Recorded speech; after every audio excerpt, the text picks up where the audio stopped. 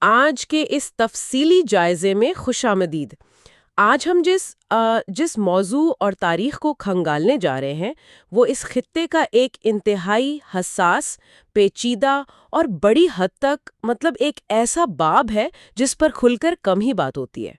بالکل، اور اس پر بات کرنا اس لیے بھی ضروری ہے کہ تاریخ کے ان چھپے ہوئے گوشوں میں بہت کچھ ایسا ہے جو آج کے حالات کو سمجھنے میں مدد دیتا ہے۔ جی، میں یہی کہنے والی تھی۔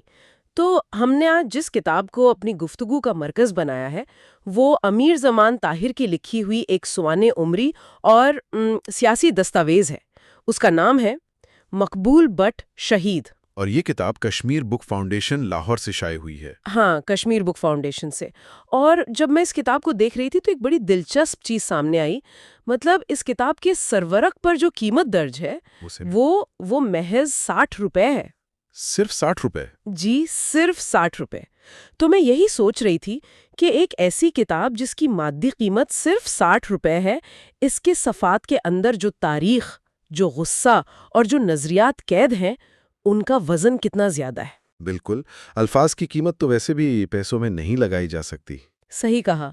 تو آج کے اس جائزے کا مقصد صرف ایک شخص کی زندگی کے حالات پڑھ کر سنانا بالکل نہیں ہے، بلکہ ہمارا مشن ان گہرے تاریخی، جغرافیائی اور سب سے بڑھ کر ان نفسیاتی محرکات کو سمجھنا ہے جنہوں نے اس پورے خطے کی تاریخ پر ایسے اثرات چھوڑے ہیں جو آج بھی محسوس کیے جا سکتے ہیں۔ بالکل، لیکن دیکھیں، اس سے پہلے کہ ہم کتاب کے مندرجات کی گہرائی میں اتریں، ایک انتہائی ضروری وضاحت کرنا لازمی ہے۔ جی، وہ ڈسکلیمر دینا بہت ضروری ہے۔ ہاں، کیونکہ اس کتاب کے اندر پڑھنے والوں کو انتہائی حساس، متنازع اور جذباتی نوعیت کا سیاسی مواد ملے گا۔ مصنف نے اپنی اس تحریر میں پڑوسی ملک بھارت کی پالیسیوں، وہاں کے مخصوص ہندو فلسفی اور ساتھ ہی ساتھ کئی مقامات پر پاکستان کی سیاسی اور ریاستی پالیسیوں پر بھی انتہائی کھلی اور سخت تنقید کی ہے۔ دونوں طرف کی پالیسیوں کو ہدف تنقید بنایا گیا ہے۔ جی بالکل۔ تو یہاں یہ بات بالکل واضح ہونی چاہیے کہ ہماری اس گفتگو کا مقصد ہرگز مصنف کے ان نظریات یا ان کی سیاسی آراء کی تائید یا تردید کرنا نہیں ہے۔ ہم صرف ایک غیر جانبدارانہ جائزہ لے رہے ہیں۔ 100% ہم مکمل طور پر غیر جانبدار رہ کر صرف یہ تجزیہ کر رہے ہیں کہ مصنف نے اپنی کتاب میں ان تمام تاریخی حقائق کو کس زاویے سے پیش کیا ہے۔ علم کو گہرائی سے سمجھنے کے لیے ضروری ہے کہ ہم مختلف زاویہ ہائے نگاہ کا مطالعہ کریں۔ یہ وضاحت واقعی بہت ضروری تھی۔ تو خیر، اب ہم اس کتاب کے پہلے حصے کی طرف چلتے ہیں جو جغرافیائی اور تاریخی پس منظر کے گرد گھومتا ہے۔ میں جب اس کتاب کے ابتدائی ابواب پڑھ رہی تھی تو کچھ اعداد و شمار نے مجھے رک کر سوچنے پر مجبور کر دیا۔ جیسے کہ رقبے اور آبادی کے حوالے سے جو بات کی گئی ہے؟ ہاں بالکل۔ مصنف آغاز میں بتاتے ہیں کہ کشمیر کا کل رقبہ 84,471 مربع میل ہے اور اس کی آبادی کا 85% سے زیادہ حصہ مسلمانوں پر مشتمل ہے۔ لیکن جو بات اس کتاب میں سب سے زیادہ زور دے کر بیان کی گئی ہے، جسے مصنف موجودہ تمام حالات کی جڑ قرار دیتے ہیں، وہ 1846 کا معاہدہ امرتسر ہے۔ معاہدہ امرتسر، یہ وہ موڑ ہے جہاں سے تاریخ نے ایک بہت بھیانک کروٹ لی۔ بالکل۔ اس معاہدے کے تحت پوری ریاست اور وہاں بسنے والے لاکھوں انسانوں کو ان کی مرضی کے بغیر محض 75 لاکھ نانک شاہی روپوں کے عوض گلاب سنگھ کے ہاتھ فروخت کر دیا گیا۔ 75 لاکھ نانک شاہی روپے، جو کہ اس وقت سکھ سلطنت کی کرنسی ہوا کرتی تھی۔ جی، یہ کوئی عام زمین کا سودا نہیں تھا، بلکہ ایک پوری قوم کی نیلامی تھی۔ انسانوں کو بھیڑ بکریوں کی طرح بیچ دیا گیا۔ اور اگر ہم اس واقعے کو خطے کی بڑی تصویر کے ساتھ جوڑ کر دیکھیں تو کتاب کے مطابق یہی وہ نقطہ ہے جہاں سے پوری کہانی کا اصل آغاز ہوتا ہے۔ مصنف کا استدلال یہ ہے کہ اس معاہدے نے کشمیری عوام کے اجتماعی شعور میں، ان کی نفسیات میں ایک ایسا بیج بو دیا جس نے آگے چل کر بغاوت کو جنم دیا۔ ظاہر ہے، جب آپ کسی کو اس طرح بیچیں گے تو غصہ تو آئے گا۔ بالکل۔ اس کو یوں سمجھتے ہیں کہ جب کسی قوم کو ایک کموڈٹی یعنی کسی مال تجارت کی طرح خریدا اور بیچا جاتا ہے تو اس کے ذہن پر کیا گزرتی ہے؟ یہ محض کسی زمین کی منتقلی کا معاملہ تو نہیں رہتا نا، یہ انسانی وقار اور شناخت کی نیلامی بن جاتا ہے۔ اور وہ احساس محرومی نسلوں تک منتقل ہوتا ہے۔ بالکل۔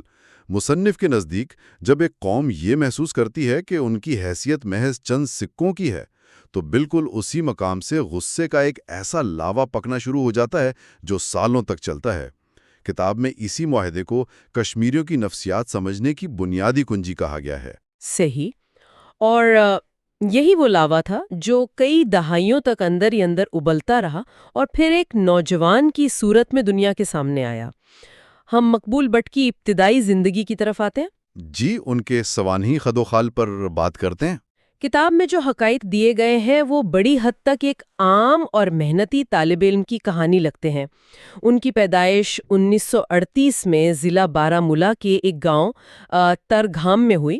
ان کے والد کا نام غلام قادر بٹ تھا، اور انہوں نے اپنی ابتدائی تعلیم بھی وہیں سے حاصل کی۔ جی، 1955 میں میٹرک مکمل کیا اور پھر 1958 میں سینٹ جوزف کالج بارہمولہ سے بی اے کیا۔ پھر ایک بڑا موڑ آتا ہے جب وہ ہجرت کر کے پاکستان آ جاتے ہیں اور یہاں 1961 میں پشاور یونیورسٹی سے اردو میں ایم اے کرتے ہیں۔ مطلب ایک اعلیٰ تعلیم یافتہ نوجوان۔ بالکل، اور وہ باقاعدہ صحافت جیسے پیشے سے بھی منسلک رہے۔ اب یہ ساری تفصیل پڑھ کر میرے ذہن میں ایک بہت بڑا سوال پیدا ہوا۔ ایک طرف ہم ایک ایسے نوجوان کو دیکھتے ہیں جس کے ہاتھ میں قلم ہے، جو زبان و ادب کا طالب علم ہے اور صحافت کر رہا ہے، اور دوسری طرف وہ مسلح جدوجہد کی طرف چلا جاتا ہے۔ ہاں، تو یہ اچانک تبدیلی کیسے آئی؟ ایک قلم کار ایک دم سے بندوق اٹھانے پر کیوں مجبور ہو گیا؟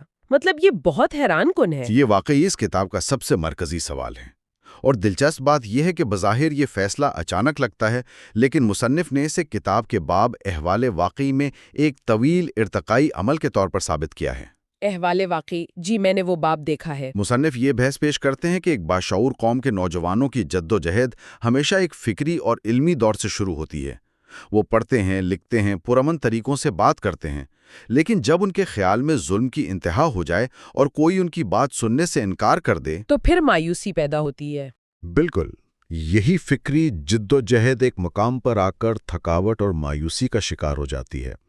کتاب کے مطابق ظالم کے خلاف صرف قلمی مزاحمت ایک خاص حد کے بعد بے اثر محسوس ہونے لگتی ہے۔ یعنی جب دلیل کی زبان کام نہ کرے؟ ہاں، مصنف کا ماننا ہے کہ جب نوجوان نسل یہ دیکھتی ہے کہ دلیل اور قانون کی زبان نہیں سمجھی جا رہی تو وہ بالآخر جسمانی اور مسلح مزاحمت کو ہی اپنا آخری راستہ سمجھ لیتی ہے۔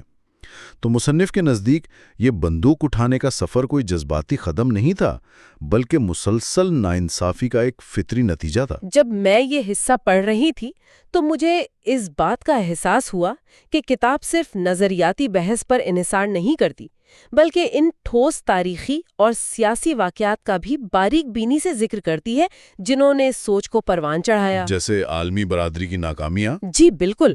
مثال کے طور پر اقوام متحدہ کی ان قراردادوں کا ایک طویل سلسلہ جن پر سالہ سال گزر جانے کے باوجود عمل درآمد نہیں ہو سکا۔ پھر 1965 کی پاک بھارت جنگ کا ذکر آتا ہے اور اس کے فوراً بعد روس کی مداخلت سے ہونے والا معاہدہ تاشکند۔ مصنف نے ان واقعات کو انتہائی مایوس کن قرار دیا ہے۔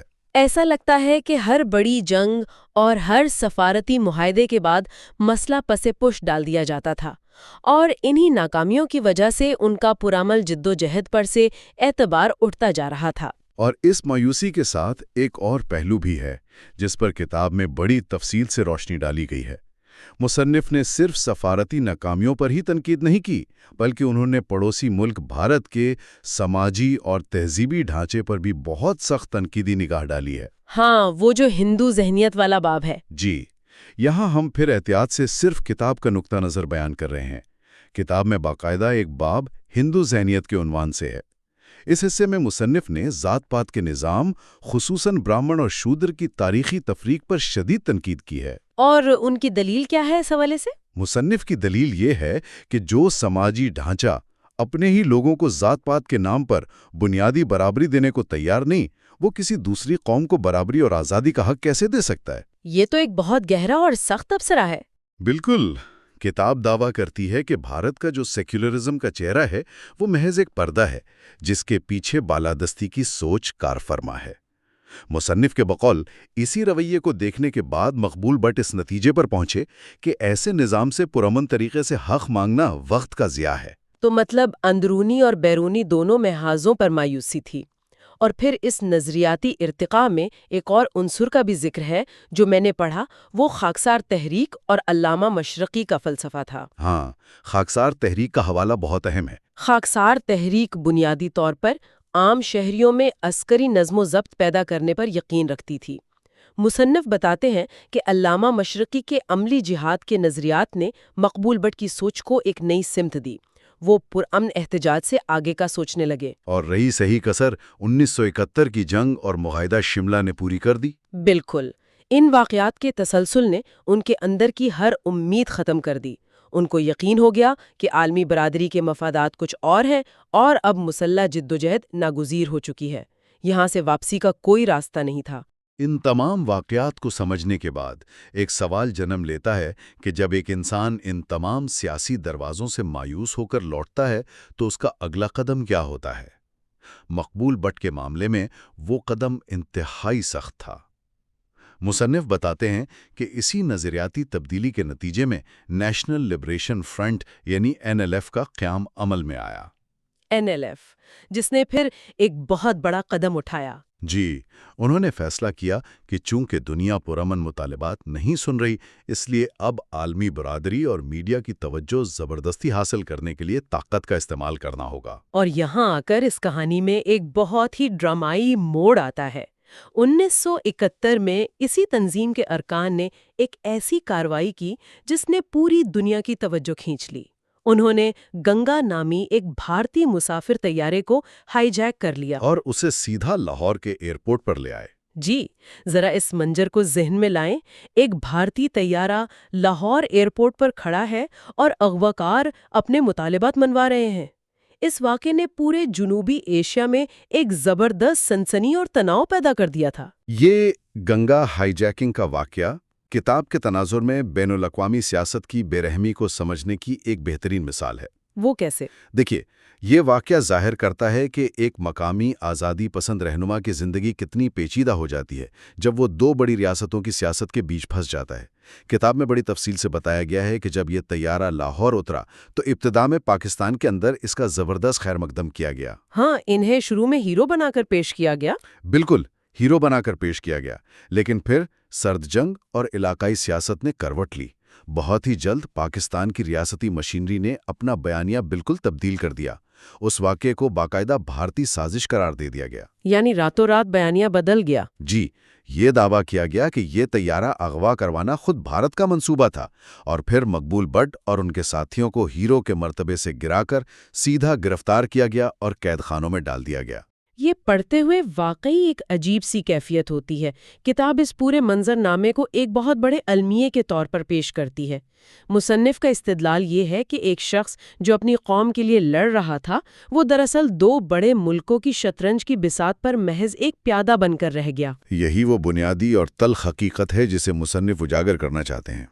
ان کا المیہ یہ نہیں تھا کہ ان کی جدوجہد مشکل تھی، بلکہ المیہ یہ تھا کہ بڑی طاقتوں نے اسے اپنے حساب سے استعمال کیا۔ کبھی انہیں سراہا گیا اور جب مفاد بدل گیا تو دشمن کا ایجنٹ قرار دے کر جیل میں ڈال دیا گیا۔ ریاستیں اپنے مفادات کے تحت کتنی جلدی بیانیے بدل لیتی ہیں۔ بالکل، جب کوئی غیر ریاستی تنظیم بین الاقوامی سیاست کے کھیل میں مداخلت کی کوشش کرتی ہے تو یہی ہوتا ہے۔ یہ ایک انتہائی تنہا اور پیچیدہ راستہ تھا جس کا انجام بالآخر انہیں تختہ دار تک لے گیا۔ ان کی زندگی ریاستی مفادات کے بدلتے رنگوں کی ایک کھلی کتاب بن گئی۔ تو اس تمام گفتگو کو اگر سمیٹنے کی کوشش کی جائے تو ہم دیکھتے ہیں کہ ترہگام کے ایک گاؤں سے تعلق رکھنے والے پڑھے لکھے نوجوان کا یہ سفر مسلسل درد اور سفارتی مایوسیوں سے بھرا ہوا ہے۔ ایک صحافی کا مسلح تنظیم کا بانی بن جانا کوئی معمولی کہانی نہیں ہے۔ اور معلومات کے اس تیز ترین دور میں جہاں ہم روزانہ خبریں اور سرخیاں پڑھتے ہیں، وہاں ایسی کتابوں کا مطالعہ بے حد اہم ہے، تاکہ ہم پس منظر سمجھ سکیں۔ بالکل، تاکہ ہم جان سکیں کہ بین الاقوامی تنازعات کی جڑیں محض آج کی خبروں میں نہیں ہوتیں۔ یہ جڑیں دہائیوں پرانی تاریخی ناانصافیوں، توڑے گئے معاہدے اور گہرے نفسیاتی زخموں میں پیوست ہوتی ہیں۔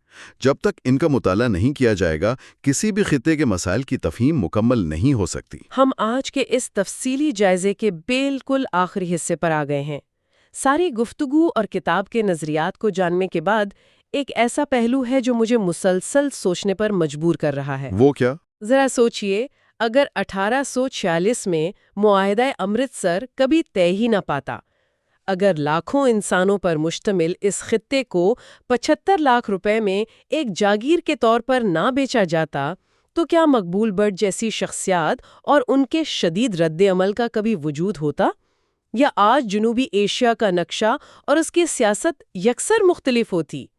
یہ وہ سوال ہے جو تاریخ کے کٹہرے میں آج بھی ایک سوالیہ نشان بن کر کھڑا ہے۔